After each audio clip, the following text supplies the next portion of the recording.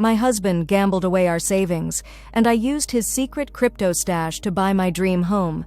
But the way I discovered both his betrayal and his hidden fortune would change everything I thought I knew about the man I'd loved for 12 years. The bank statement trembled in my hands like autumn leaves, each number blurring through the tears that threatened to spill. -$437. Our joint savings account, the one that should have contained $43,000 for our dream house down payment, sat there mocking me with its pathetic balance. My breath caught in my throat, that peculiar sensation when your lungs forget how to work properly. The kitchen suddenly felt smaller, the walls pressing inward as my world tilted sideways. I gripped the granite countertop we'd saved 3 years to afford, my knuckles white against the cool stone surface. David's voice echoed from the garage where he tinkered with his motorcycle, humming some tune I didn't recognize. The sound that used to comfort me now felt like fingernails on glass. How could he be humming when our entire future had vanished? I stared at the statement again, willing the numbers to rearrange themselves into something that made sense. The transactions told a story I didn't want to read. Withdrawal after withdrawal, all marked a TM Lucky Dragon Casino. The dates formed a pattern stretching back 6 months, each one a small betrayal that built into this devastating tsunami. My legs gave out, and I slumped into one of our dining room chairs, the ones we'd bought secondhand and lovingly restored together last spring. Everything in this house represented our shared dreams, our careful planning, our sacrifice. I'd worked double shifts at the hospital for 2 years, my feet aching and my back screaming, all to build the foundation for our future. The statement crinkled as my hands shook. $43,000. Gone. Just gone. But it wasn't just the money, was it? It was the lies. The casual way he'd asked about my shifts, claiming he wanted to plan date nights when really he was calculating how many hours he had alone with our bank account. The late nights he'd blamed on work projects. The defensive way he'd reacted when I'd suggested checking our savings balance last month. My phone buzzed against the counter, and David's name appeared on the screen. A text message. "Working late again tonight, babe. Don't wait up. Love you. Love you." The words felt like acid in my chest. I pressed my palms against my eyes, trying to stop the tears that burned behind my lids. When had I become this naive woman, this trusting fool who never questioned anything? I'd always prided myself on being observant.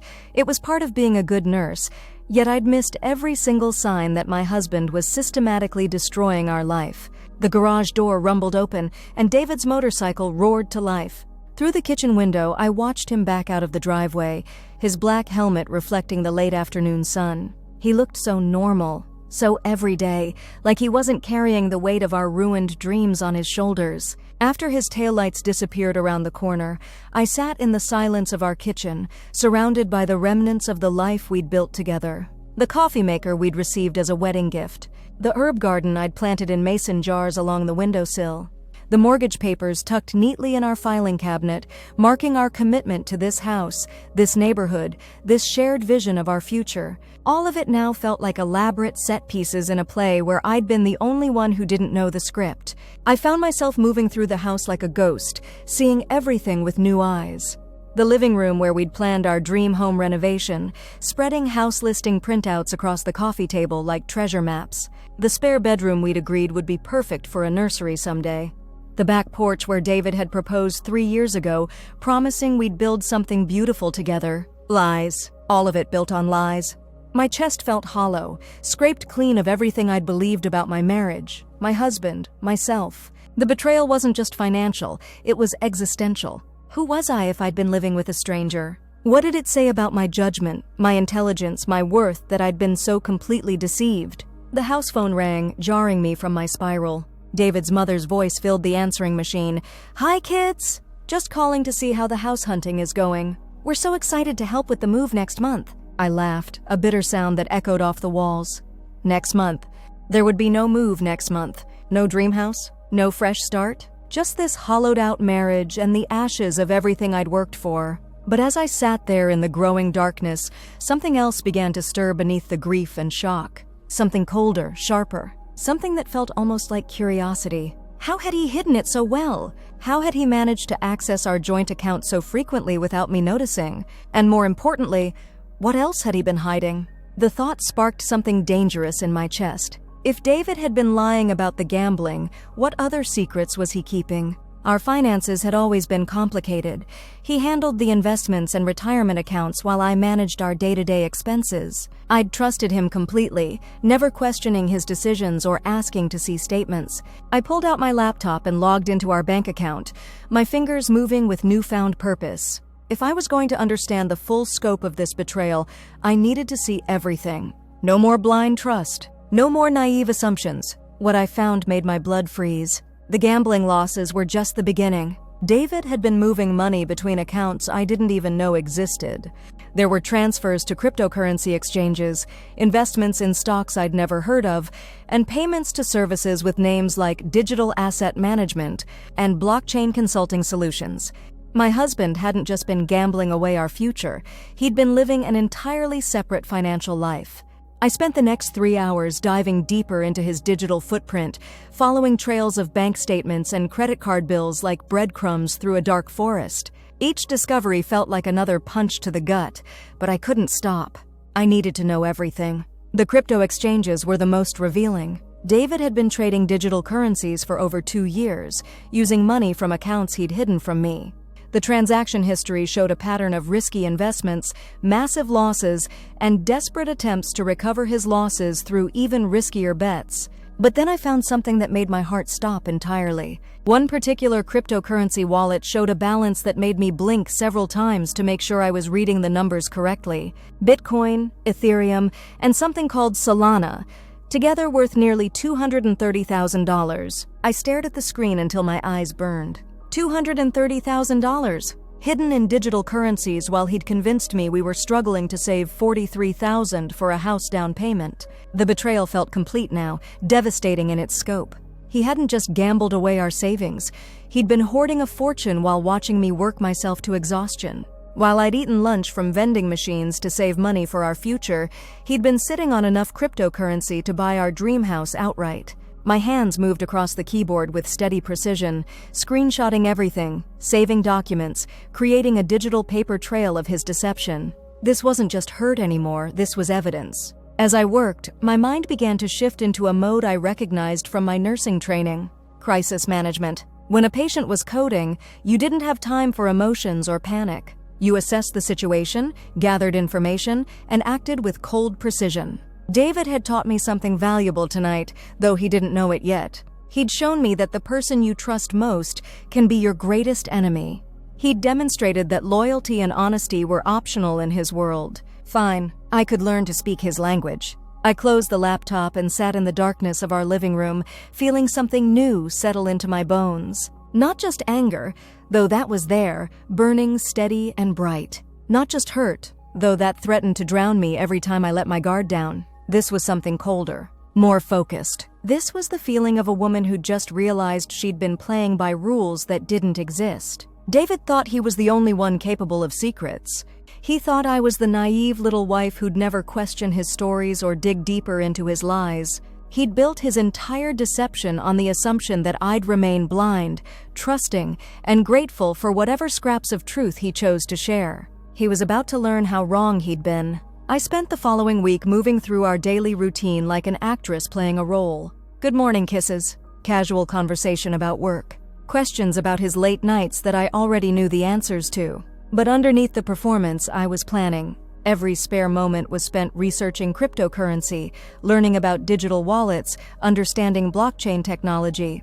I discovered forums where people discussed the intricacies of Bitcoin transfers, YouTube tutorials that explained Ethereum smart contracts, and Reddit threads dedicated to crypto security. David had always been the tech-savvy one in our relationship, the one who handled our computer issues and set up our digital accounts. He'd used that dynamic to maintain control, making me dependent on his expertise while hiding his activities behind technical complexity. But I was more capable than either of us had realized. During my lunch breaks at the hospital, I studied crypto trading platforms. During my commute, I listened to podcasts about digital asset management. In the bathroom, I watched videos about cryptocurrency recovery and wallet security. I learned that David's crypto holdings weren't just valuable, they were accessible. With the right information, digital currencies could be transferred instantly, irreversibly, and with complete anonymity. All I needed were his private keys, his wallet passwords, and his authentication codes. Finding them proved easier than I'd expected. David's home office had always been his sanctuary, a place where he claimed to handle our complex financial planning. I'd respected that boundary, never questioning why he needed privacy for our simple middle-class finances. Now I understood that respect had been weaponized against me. His desk drawers were locked, but I'd always known where he kept the spare keys, in the kitchen junk drawer, hidden inside an old prescription bottle. He'd shown me years ago, claiming it was for emergencies. This definitely qualified. Inside his files, I found a notebook filled with what looked like random letters and numbers. At first, they meant nothing to me, but after a week of crypto education, I recognized them for what they were: private keys, seed phrases, and wallet addresses. David had written down the digital keys to his secret fortune. My hands trembled as I photographed each page, the irony not lost on me. He'd been so careful to hide his activities online, but he'd written down the most crucial information in an old-fashioned notebook, probably because he didn't trust his memory with such valuable data. The notebook also contained passwords for various exchanges, two-factor authentication backup codes, and what appeared to be a complete inventory of his digital holdings. He'd been meticulous in his record-keeping, creating a perfect roadmap for anyone who wanted to access his accounts. Anyone like his wife, who'd just discovered she'd been living with a stranger. I spent that night cross-referencing the notebook with his online accounts, verifying that I could access everything. The crypto wallets, the trading platforms, the investment accounts he'd hidden from me, all of it was now within my reach. But access wasn't enough. I needed a plan. The dream house we'd been pursuing had fallen through when our financing was denied, a direct result of David's gambling debts, though I'd only learned that after discovering the truth. But there were other houses, other opportunities, better opportunities. I began browsing real estate listings with new criteria. Not just what we could afford with our original savings, but what I could afford with David's hidden crypto fortune. The house that had been our dream suddenly seemed modest compared to what was now possible. I found it on a Thursday evening while David was supposedly working late. A Victorian mansion in the historic district, complete with original hardwood floors, stained glass windows, and a wraparound porch that looked like something from a fairy tale. The asking price was $450,000, more than double what we'd originally planned to spend. But I could afford it now. With David's cryptocurrency, I could buy it outright, no mortgage needed. The house had been on the market for 6 months, the listing agent's notes indicating the sellers were motivated. It needed some renovation work, but the bones were solid, the location was perfect, and it was exactly the kind of place I'd dreamed about since childhood. I scheduled a viewing for the following Saturday, when David would be at his weekly poker game, another lie I'd recently uncovered. He'd been telling me it was a work networking event, but his credit card statements showed regular charges at Lucky Dragon Casino on those same nights. Standing in the grand foyer of the Victorian house, surrounded by original crown molding and vintage light fixtures, I felt something I hadn't experienced in weeks. Hope. Not the naive hope I'd carried before, built on trust and shared dreams, but something harder and more realistic. This was hope built on my own capabilities, my own resources, my own future. The realtor, a middle-aged woman named Patricia, walked me through each room with practiced enthusiasm. The master bedroom had bay windows that overlooked a garden filled with century-old oak trees. The kitchen needed updating, but the layout was perfect for entertaining. The library still had built-in bookshelves and a working fireplace. This wasn't just a house. It was a statement, a declaration that I was capable of building something beautiful without David's help, without his lies, without his hidden agendas. I made an offer that afternoon, cash with a 30-day closing timeline. Patricia's eyebrows raised when I explained I'd be paying without financing, but she didn't ask questions. In real estate, cash buyers were golden, and she seemed eager to close the deal before I changed my mind. That evening, David returned home with takeout from our favorite Thai restaurant, playing the role of the thoughtful husband. He asked about my day, complimented my hair, and suggested we watch a movie together. The performance was flawless, and I found myself marveling at his skill. How many nights had he sat beside me on this couch, his arm around my shoulders, planning his next gambling session? How many times had he looked into my eyes and told me he loved me while calculating how much more money he could steal from our future? But I could play that game too. I curled against his side, my head on his shoulder, and told him about a difficult patient at the hospital. I complained about my supervisor's new scheduling requirements and asked his advice about a conflict with one of my colleagues. I played the part of the trusting wife who needed his guidance and support, all while my phone buzzed with notifications from my realtor about inspection schedules and closing paperwork. The next few weeks required a level of deception I'd never thought myself capable of. I coordinated home inspections during my lunch breaks, signed closing documents in hospital parking lots, and arranged wire transfers from bathroom stalls. Every step of the house buying process had to be hidden from David, which meant living a double life that rivaled his own. But I was motivated by something he'd never understand: righteous anger. Every lie he'd told me, every dollar he'd stolen, every night he'd let me work overtime while he squandered our future, it all fueled my determination to turn his betrayal into my victory. The hardest part was accessing his cryptocurrency without triggering security alerts. Modern crypto exchanges had sophisticated monitoring systems designed to detect unusual activity, and suddenly moving large amounts of Bitcoin would definitely qualify as suspicious. I needed to be smarter than that. I spent hours studying his trading patterns, learning his habits and preferences. David typically moved money on Sunday evenings, small amounts at first, testing the waters before making larger transactions. He favored certain exchanges and had specific wallets he used for long-term storage versus active trading. My plan was to mirror his behavior perfectly, making transfers that would look like his normal activity. Instead of one large withdrawal, I'd make a series of smaller transfers over several weeks, each one consistent with his established patterns. The first transfer was terrifying. Sitting in our kitchen at midnight while David slept upstairs, I logged into his primary wallet and moved $20,000 worth of Bitcoin to an exchange I'd set up under my maiden name. My finger hovered over the confirmation button for nearly 5 minutes before I finally clicked it.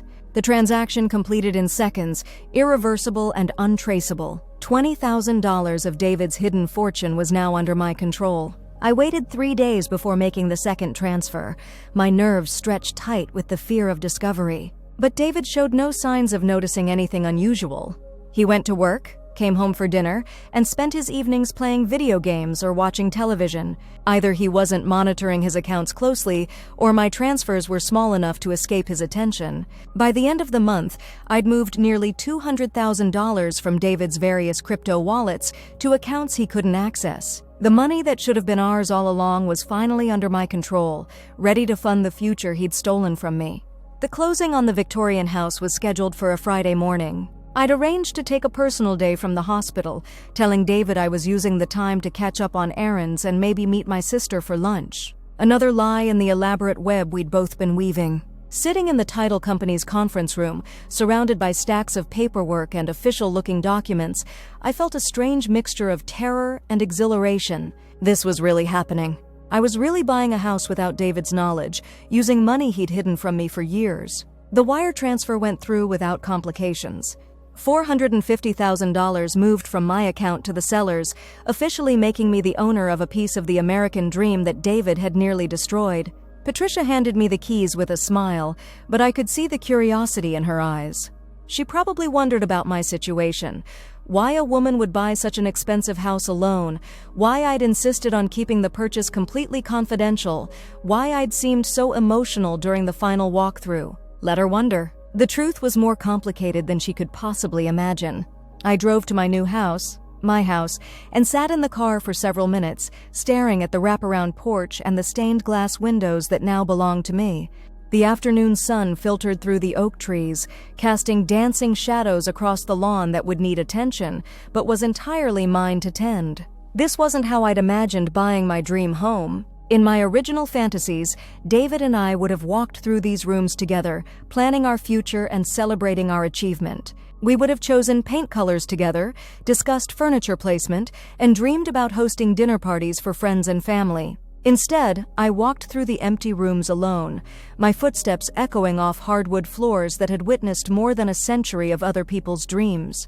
But there was something powerful about the solitude, something liberating about owning this space completely and without compromise. The master bedroom was larger than our entire current living room. The kitchen had enough space for the island I'd always wanted.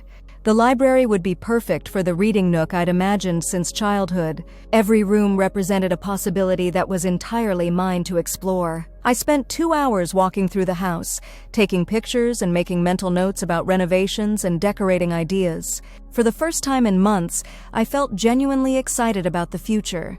Not the future David and I had planned together, but the future I was building for myself. That evening, I returned home to find David in his office, the door closed as usual. Through the thin walls, I could hear him talking on the phone, his voice animated in a way that had become rare in our conversations. He was probably discussing some new investment opportunity or coordinating another gambling session. I made dinner and called him when it was ready, playing the role of the dutiful wife one more time. We ate together at our small dining room table, discussing mundane topics like weekend plans and grocery lists. He seemed relaxed, even cheerful, apparently unaware that his financial empire was crumbling around him. The irony was almost amusing. While he'd been on the phone planning whatever deception came next, I'd been signing documents that would change both our lives forever. He thought he was the only one capable of keeping secrets, but I'd just pulled off the biggest financial maneuver of my life right under his nose. After dinner, David retreated to his office again, and I cleaned the kitchen with unusual care. This house had been our home for 5 years, the place where we'd built our marriage and made our plans. Tonight might be one of the last times I'd wash dishes in this sink or wipe down these counters. The thought should have made me sad, but instead, I felt oddly detached. This kitchen, this house, this entire life had been built on lies. David's lies, yes, but also my own willful blindness. I'd chosen not to ask difficult questions, not to demand transparency, not to insist on being treated as an equal partner. That version of myself felt like a stranger now. I spent the weekend moving small, important items to the new house. Things David wouldn't notice missing right away. Family photos, jewelry, important documents, clothes I could claim were at the dry cleaner. Each trip felt like stealing pieces of my own life back from a situation that had become intolerable. The Victorian house slowly started to feel like home as I added personal touches to the empty rooms. My grandmother's quilt on the master bedroom bed, books arranged on the library shelves, fresh flowers in the kitchen window, small gestures that transformed the space from a beautiful house into my sanctuary. Monday morning arrived with an October chill that seemed appropriate for what I had planned. David left for work at his usual time, kissing me goodbye and reminding me about dinner plans we'd made for later that week, plans he would never keep. I waited until noon, giving him time to settle into his office routine before I made the phone call that would end our marriage. The conversation lasted less than 10 minutes. I told him I knew about the gambling, the hidden crypto accounts, and the money he'd stolen from our future. I explained that I'd recovered what I could and used it to buy a house, our dream house, ironically, where he would never be welcome. His response was predictable: denial, anger, accusations that I was overreacting. He claimed the gambling was under control, that the crypto investments were for our future, that I was betraying our marriage by taking money that belonged to both of us. The lies came so easily to him, even when confronted with evidence of his deception. Even when caught red-handed, he couldn't bring himself to tell the truth or accept responsibility for what he'd done to us. I hung up while he was still talking. An hour later, he was standing on the front porch of our old house, fumbling with keys that no longer worked. I'd had the locks changed that morning, another small detail in the careful planning that had brought me to this moment. I watched him through the window as he pounded on the door, his face red with fury and confusion. Part of me wanted to feel sorry for him, to remember the man I'd fallen in love with 12 years ago. But that man had been a fiction, a carefully constructed persona designed to hide the selfish, irresponsible person David really was. He tried calling my phone, but I'd blocked his number. He attempted to reach me through social media, but I'd deleted those accounts. He even tried showing up at the hospital, but security escorted him out when I explained he was harassing me. For 3 days, he tried every method he could think of to contact me, to negotiate, to convince me to reconsider. But I'd moved beyond the reach of his manipulation, into a space he couldn't access with charm or lies or false promises. On Thursday, the divorce papers were delivered to his office. I'd hired the best attorney I could afford, which, thanks to David's hidden crypto fortune, was considerably better than anything I could have managed before. The papers outlined my knowledge of his financial deception, documented his gambling addiction, and requested an immediate dissolution of our marriage based on irreconcilable differences and financial fraud. The timing was strategic. David would receive the papers in the middle of his workday, surrounded by colleagues, forced to maintain his professional composure while his personal life imploded. He'd always cared deeply about his reputation at work, and I wanted him to understand what it felt like when your carefully constructed public image crumbled without warning. That evening, I sat in the library of my new house, surrounded by books and warmed by the glow of the fireplace, reading about cryptocurrency tax implications. If I was going to start this new life, I needed to understand all the legal ramifications of my actions. The money I'd recovered wasn't technically theft. It had been earned during our marriage, making it community property regardless of which accounts David had used to hide it. But transferring cryptocurrency without his explicit consent occupied a legal gray area that required careful navigation. My attorney had assured me that I was on solid ground, especially given David's pattern of financial deception and his gambling addiction. The law generally favored the spouse who'd been deceived over the one who'd done the deceiving, particularly when substantial amounts of money were involved. Still, I wanted to be prepared for whatever legal challenges David might mount. He was desperate now, backed into a corner with limited options. Desperate people made unpredictable choices. I didn't have to wait long to find out what those choices would be. Friday morning brought a phone call from my attorney. David had hired his own lawyer and was threatening to file criminal charges against me for theft and hacking. He claimed I'd stolen money from his personal accounts and demanded the immediate return of all cryptocurrency I'd transferred. The accusations were laughable, but they revealed David's strategy. He was going to paint me as the criminal, the vindictive wife who'd destroyed their marriage for money. He would claim innocence, minimize his gambling, and present his crypto investments as legitimate financial planning that I'd sabotaged out of spite. It was a bold approach, but it required him to maintain lies that were already falling apart. My attorney had been expecting this response and was ready with our own counterattack. We had months of bank statements showing David's gambling losses, documentation of his hidden accounts, and evidence that he'd been systematically deceiving me about our finances. More importantly, we had proof that the cryptocurrency had been purchased with money from our joint accounts, making it community property regardless of which digital wallets he'd used to store it. David's legal position was weak, built on the assumption that I'd been too naive to gather evidence or too emotional to mount an effective defense. He'd underestimated me one final time. The legal battle lasted 6 weeks, during which David exhausted every strategy his lawyer could devise. He tried claiming the gambling was a medical condition that deserved sympathy rather than punishment. He argued that his crypto investments had been successful and that I'd destroyed our financial future by liquidating them. He even suggested couples counseling, as if our problems could be resolved through better communication. But the evidence was overwhelming and his credibility was non-existent.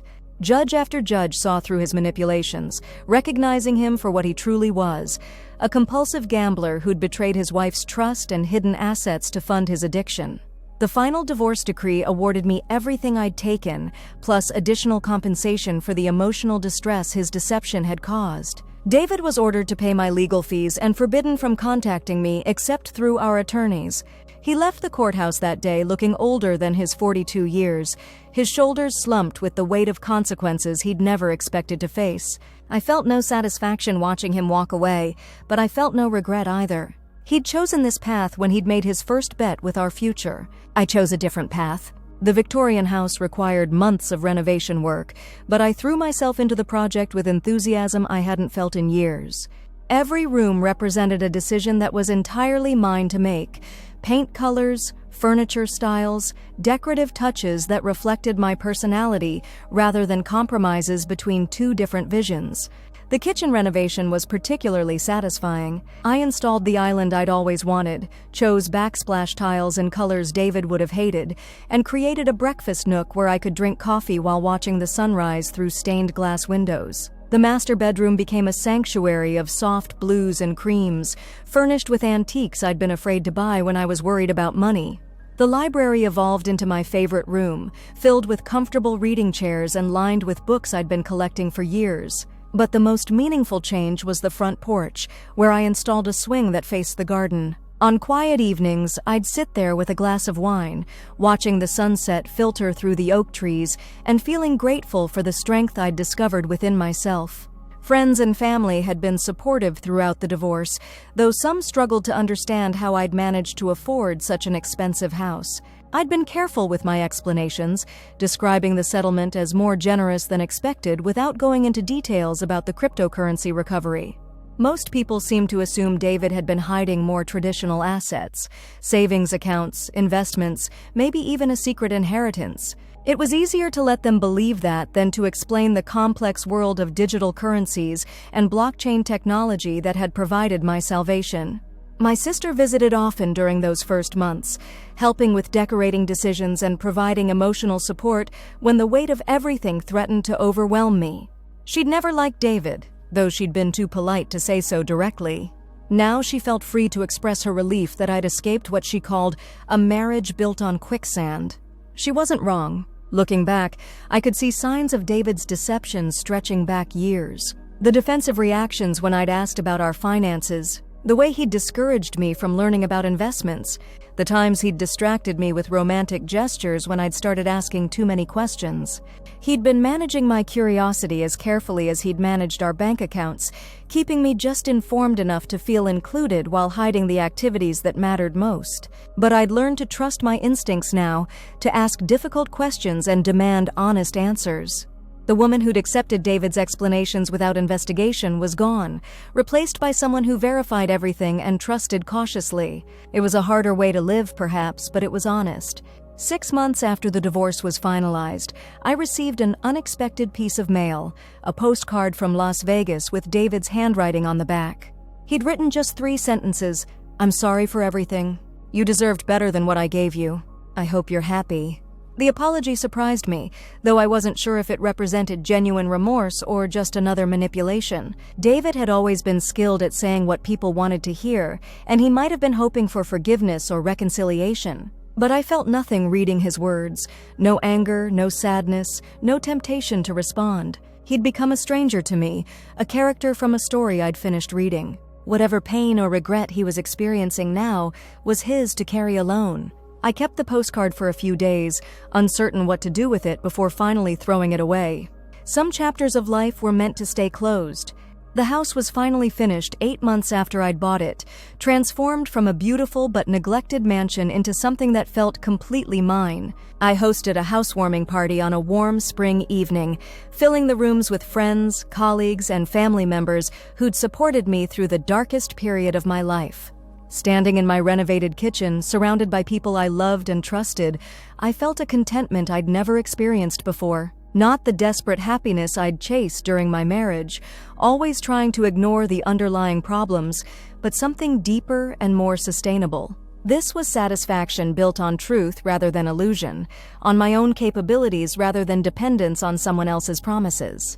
Patricia, my realtor, attended the party and pulled me aside during the evening to share something she'd been curious about for months. She'd researched the house's history and discovered it had been built by a woman whose husband had abandoned her during the Great Depression. Rather than losing the property to creditors, she'd found a way to keep it and had lived there independently for 40 years. The parallel wasn't lost on either of us. This house had been a sanctuary for strong women before, and it would continue that tradition with me.